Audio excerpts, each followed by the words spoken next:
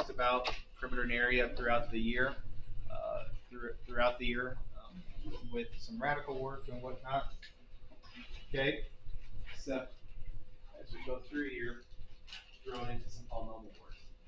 So on that, give you a second to chew on that, think about what that might look like.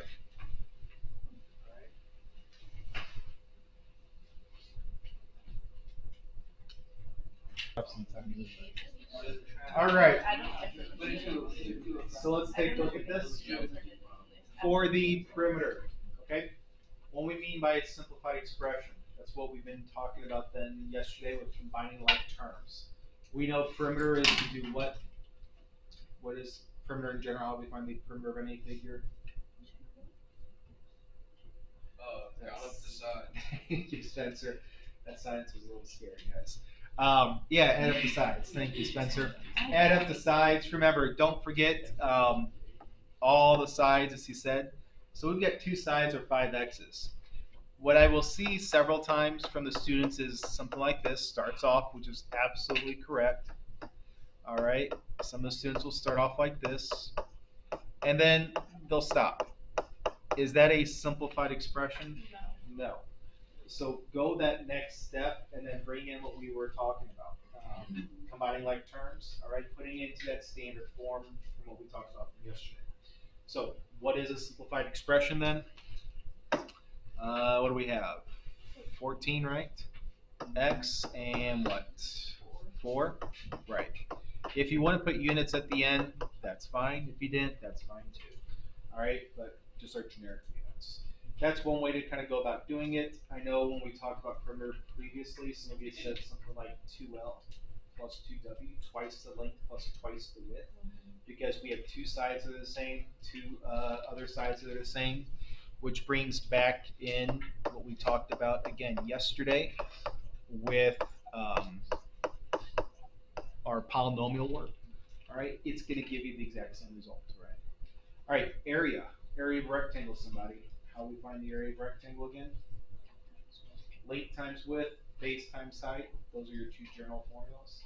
And in this instance, again, what we are looking for is not just 5x times 2x plus 2.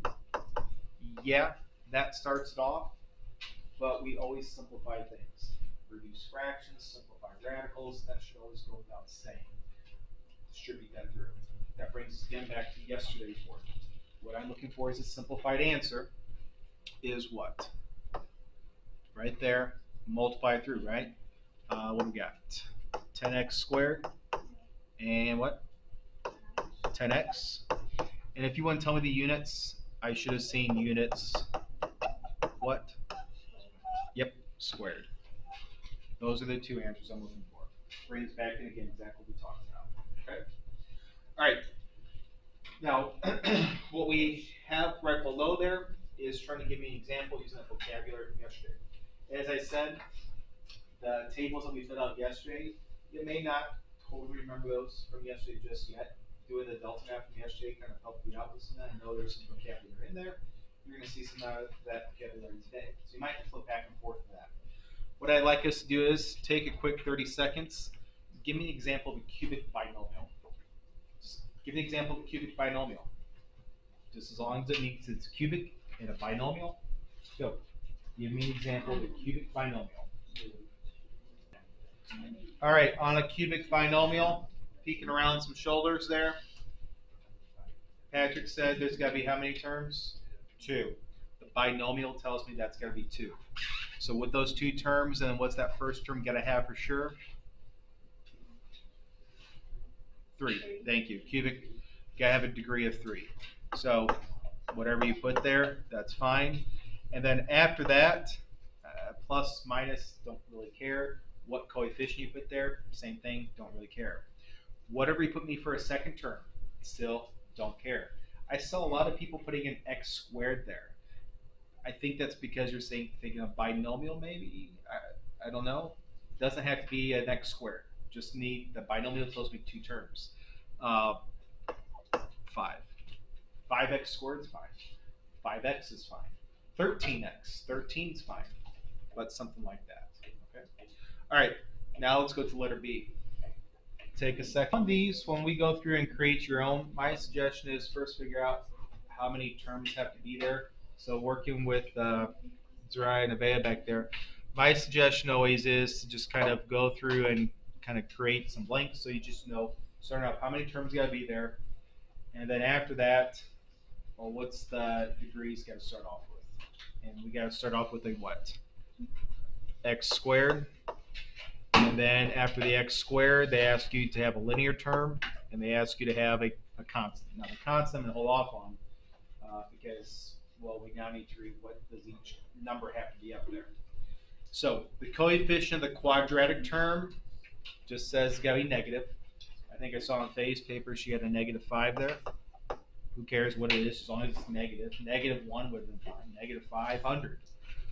Coefficient of the linear term is divisible by 3. I think I saw 12 out of that. Okay, 12 3s and 5, 900. Now, you got to have an operation in between there, though. Do you want to put a +3 or -3? I don't care. But you got to have something that separates those terms. And what does she have? I think it was a 12 again. And then lastly, the constant is a multiple of 4 that is not 4. So what does it mean to be a multiple? 4 works, but it can't be 4 because it can't be not 4. So what's after 4 again? 8, 12, 16, 20. So 4 times 1, 4 times 2, 4 times 3, those are multiples. And then separated by either addition or subtraction. Doesn't say anything about it, so let's just throw a negative out there, who cares? And then, hey, let's put an 8 out there. Okay? Or 40, or 100, or 400. Those are all multiples of 4. Okay? All right. Let's go to the next page. Okie doke. And, well, let's start this thing off for today. Let's go with number 2. This is really where we're going to be at for today. This is where the heart of next week is going to be at. Is multiplying. What do we have here on letter A? We have multiplying. What's the first one? Is that a trinomial, monomial? It's a binomial times, what's the second quantity? It's a binomial. Now, if you've seen this last year, you might have had your teachers talk about the method of FOIL. Now, when I say the FOIL method, I'm not talking about aluminum foil. All right? Now, the FOIL method is just a mnemonic device that might help you out. And if you have no idea what I'm talking about when I say the word FOIL, that's fine. I don't like to use the word FOIL because it doesn't work for every single thing. It only works for this specific instance. I'll show you where FOIL works and doesn't work. All FOIL means is distribute. Just keep multiplying. Okay? So that's what we're going to do. All we're going to do is distribute here. We want to take and distribute that first quantity into the second quantity. So just like we've been distributing forever, we want to do a little bit more distribution here. So let's do that. Okay? So we want to simplify and name this polynomial like we did yesterday by distributing. We want to take whatever is in this first parenthesis and multiply it into that second one, into that second quantity. So let's take that 2y and let's multiply it into that second quantity. I always like to show those arcs, those rainbows. All right. So what is 2y times 1y? 2y squared, right? And what is 2y times 2? 4y, right? Don't overthink it. Whatever is in the first quantity has to get multiplied into the second quantity. We're just distributing things through. So now we're going to take that -3. And we're going to take -3 times y and -3 times 2. So what is -3 times y? -3y. And what is -3 times 2? -6. Okay? That's it. All we're doing is one extra bit of distribution. Okay? Once you're done distributing, even before we did this problem, we always look to see if there's like terms to combine. Are there like terms to combine to put this thing into standard form? Sure is. Okay? 2y squared, nothing to do there. But 4y minus 3y, my linear terms, What's 4y minus 3y? 1y. And negative 6, nothing happens to that constant. It just drops on down. So we distributed, we combine like terms, and now let's name it out. We need to flip back to table, okay, but a y squared starts it off. What is the name of a y squared called? Quadratic or second degree, either one is fine. And 3 terms is called a trinomial. Okay? So what we're looking at here today is still multiplying, but we're multiplying specific ones, a binomial times a binomial. And like I said, I know several of you saw this already last year with the teacher. It's called the FOIL method. Again, that works fine for this specific instance, but it doesn't work every single time. Okay? Let's do another one. Take that same process. Watch the multiplication we just did. If you show those arcs like I just did up there, that's all we're doing. It's multiplying things together, put it into standard form. Bless you. So let's take that 3x minus 4 times 2x minus 5. Show me those arcs. Okay. 3x times 2x and 3x times negative 5. Take your time, multiply things through. It's nothing really crazy difficult. You're just doing distribution, which we've done distribution for years. And now yesterday we started working through by multiplying with the variable, which brought in our exponent rules. 6x squared. And what's the next term? Negative 15x, right? On the next one, distribute the negative 4. Negative 4 times 2x, negative 8x, and negative 4 times negative 5. Plus 20, right? Yeah. That's okay.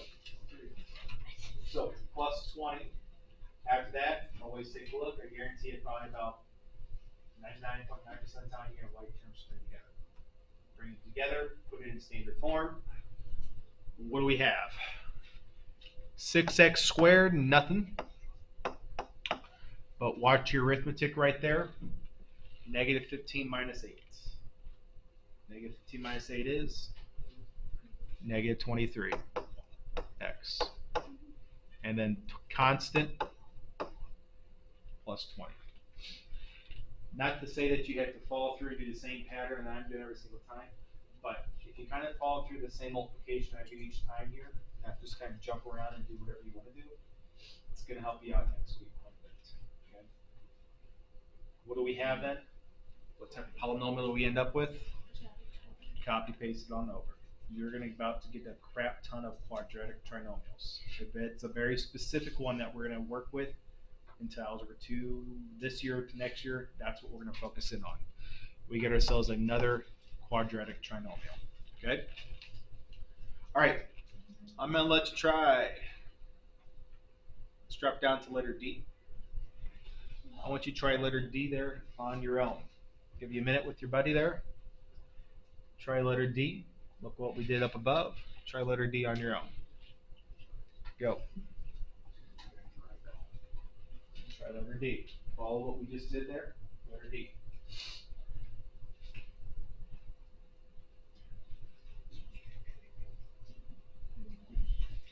Try letter D, guys.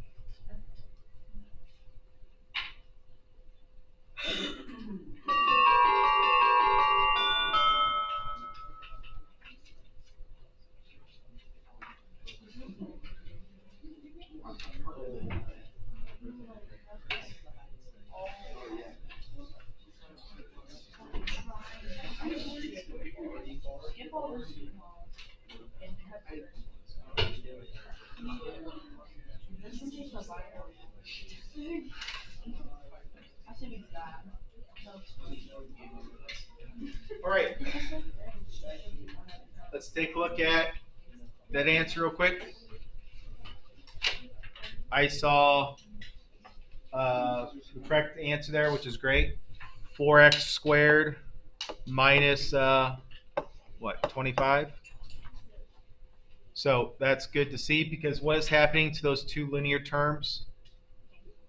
Yeah, they are canceling out.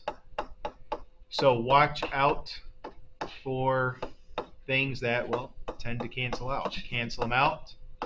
And what do we end up with? Not a quadratic trinomial, but a quadratic binomial. Okay.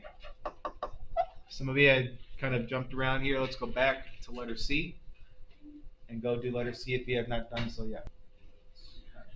Go with letter E there. On the I've been punched in the face hard.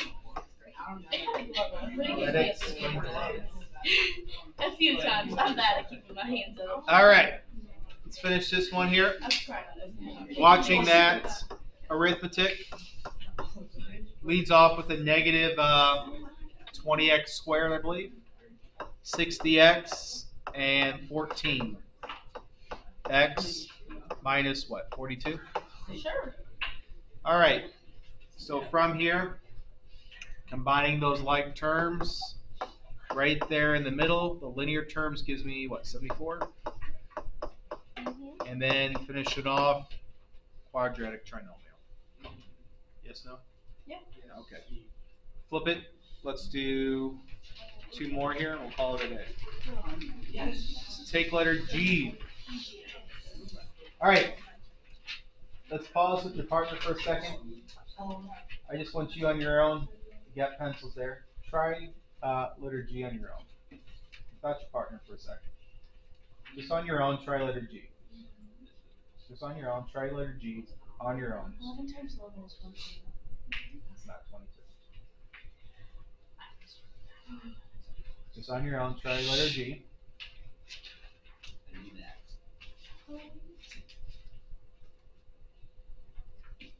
So we got y plus 11 squared, quantity squared.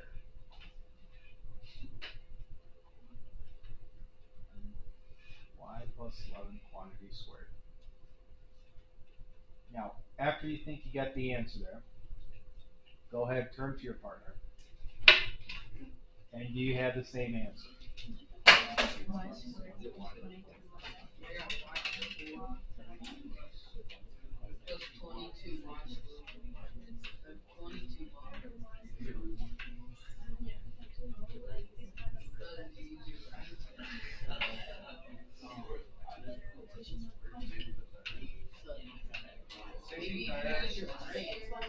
Okay, so what's the answer?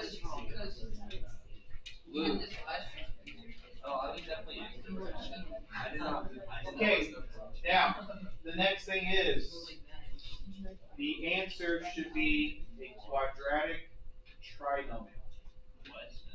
If you did not have a quadratic trinomial, you have a quadratic binomial. That means you try to take the shortcut, and it did not work out for you. So, let's talk here really quick. What does it mean to square something again? Multiply by itself. So, if you have a binomial written there, what that probably tells me is you try to just square the y, square just 11, and you stop there and you said y squared plus 121 and call it a day. Unfortunately, it doesn't quite work like that. Square it means multiply by itself. So just do me a favor and do this for me if you did not get that trinomial. Expand it out. We talked about squaring things, cubing things. Square it out, expand it out. Now take that y plus 11 times y plus 11. And just like we did on the other side today, Now take y plus 11 times y plus 11. Multiply it out. And what should happen then is that trinomial should appear. You should have a linear term with that. One more time. Anytime we see these quantities squared, anything cubed or squared like that, please expand it, because once you expand it, it's just like we did on the other side, which you guys are fine with. But here, that's where we're getting that, that trinomial, that middle term to appear, that linear term to appear. And that's where we get that quadratic trinomial. Now, on the last one, same deal. If you try to shortcut it and just square the 2x and square the 6, you're going to miss out on that middle term. So, first thing we're doing here is rewriting that, expanding it out, and we're right back to where we started off with today. 2x minus 6 times 2x minus 6. It's not a crazy difficult topic because all we're doing is distributing and multiplying. But you got to remember on these squares like this, these quantity squares, pause, first expand it, and then distribute through. Okay? And as you distribute that on through, 4x squared, what is it, 12x minus 12x plus 36. Now, the other silly mistake I will see students accidentally do is say these 12x's are going to cancel. They don't. They're going to combine. And what do we got? Negative 24x. Okay? All right. So, this skill right here of multiplying binomials, we got to be not good at it, we got to be great at it. This is what's going to carry us into next week. So, you got some time here to work, so let's get those Chromebooks out. Get them on today's assignment. Okay? You got some time today after class.